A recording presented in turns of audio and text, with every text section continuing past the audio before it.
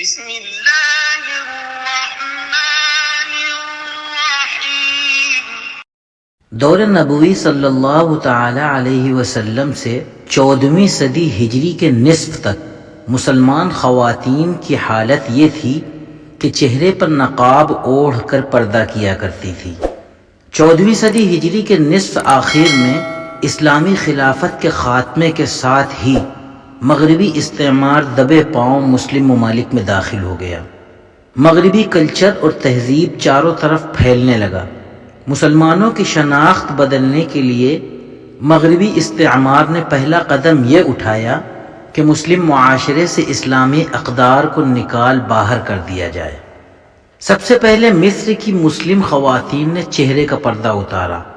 مصر کے والی محمد علی پاشا نے اعلیٰ تعلیم کے حصول کے لیے طلباء کے وفود فرانس روانہ کیے۔ طلباء میں رفاعہ طہطاوی نامی شخص نے مصر واپسی کے بعد یہ تحریک اٹھائی کہ خواتین کو چہرے کا پردہ اتار دینا چاہیے۔ رفاعہ طہطاوی کے بعد نصرانی مصنف مرقس فہمی نے یہ تحریک جاری رکھی۔ اس نے المرأة فی الشرق کے نام سے ایک کتاب بھی لکھی جس میں عورت کو پردہ اتارنے اور مرد و زن کے آزادانہ اختلاط کی ترغیب دلائی گئی تھی۔ مصر کی وزارت تعلیم میں احمد لطفی سید وہ پہلا آدمی تھا جس نے مصر میں مخلوط تعلیمی اداروں کی داغ بیل ڈالی۔ احمد لطفی سید کے بعد طٰہٰ حسین اور قاسم امین نے اس تحریک میں جان ڈال دی۔ قاسم امین نے تو باقاعدہ طور پر 2 کتابیں تحریر کیں۔ نمبر 1 تحریر المرأة یعنی آزادی نسواں، اور نمبر 2 المرأة الجدیدہ یعنی نئی عورت۔ سعد زغلول اور احمد زغلول قاسم امین کی تصنیفات سے بہت متاثر تھے۔ انہوں نے بھی بے پردگی کی اس تحریک میں حصہ ڈالا۔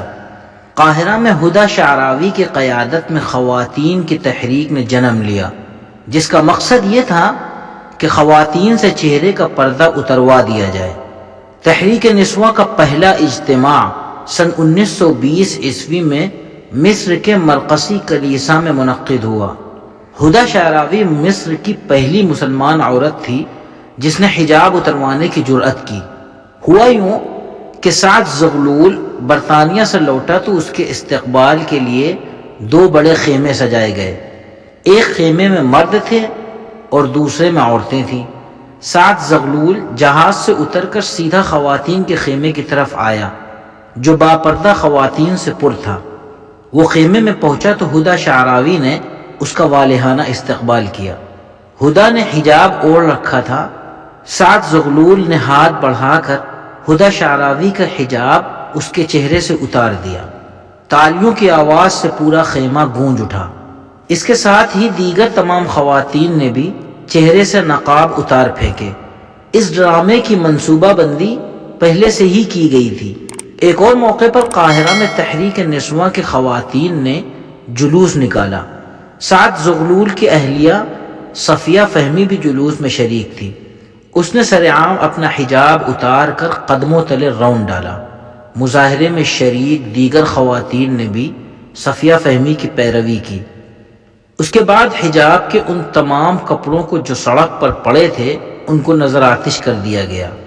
سن 1900 عیسوی میں الصفور یعنی بے پردگی کے نام سے ایک میگزین جاری کیا گیا جو اس میں بامسمہ تھا۔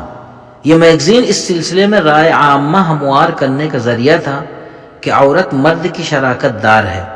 آزادی کے نام پر لڑکیوں کے گھروں سے بھاگ جانے کے واقعات کو نمایاں کر کے پیش کیا جانے لگا۔ میگزین الصفور میں اداکاراؤں اور گلوکاراؤں کو خصوصی جگہ دی گئی۔ رفتہ رفتہ بے پردہ عورت کا دکھائی دے جانا عام سی بات ہو گئی۔ مصر کی اسلامی تاریخ جو 1000 سال سے زائد عرصے پر محیط ہے اس میں آپ کو ایسے مناظر دیکھنے کو نہیں ملیں گے کہ مسلم خواتین سڑکوں پر ننگے منہ چلتی پھرتی ہوں۔ یوں آزادی نسواں کے نام پر بے پردگی کا رواج عام ہو گیا تو تحریک آزادی نسواں نے ایک قدم اور بڑھایا۔ عورت کو گھر سے نکال کر مردوں کے درمیان لا کھڑا کیا۔ اب عورت ایئر ہوسٹس بن گئی، ہوائی اڈوں پر نوکری کرنے لگی، میخانوں میں شراب کے جام بھرنے اور ہوٹلوں میں گاہکوں کے دل لبھانے لگی۔ عورت پر سرپرست کے اختیارات کو بالکل معدوم کر دیا گیا۔ نوبت یہاں تک پہنچ گئی کہ مسلم ممالک میں حکومت کے زیر سایہ زنا اور بے حیائی کے اڈے قائم ہوئے اور فریقین کی رضامندی کی شرط پر حد زنا کو ساقط کر دیا گیا۔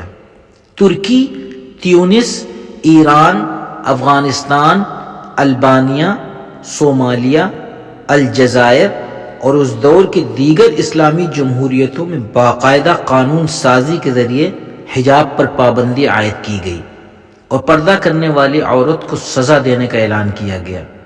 یہ تھی مختصر بے پردگی کی اصل کہانی۔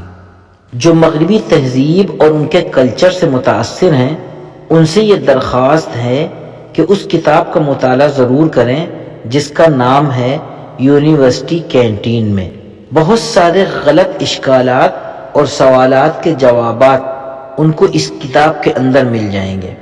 آخر میں دعا ہے کہ رب العالمین ہماری ماؤں بہنوں، بچوں اور بچیوں تمام کی حفاظت فرمائے اور ان کو دشمنوں کے شر اور پروپیگنڈوں سے محفوظ رکھے اور ہم سب کو اسلامی تعلیمات کے مطابق زندگی گزارنے کی توفیق عطا فرمائے۔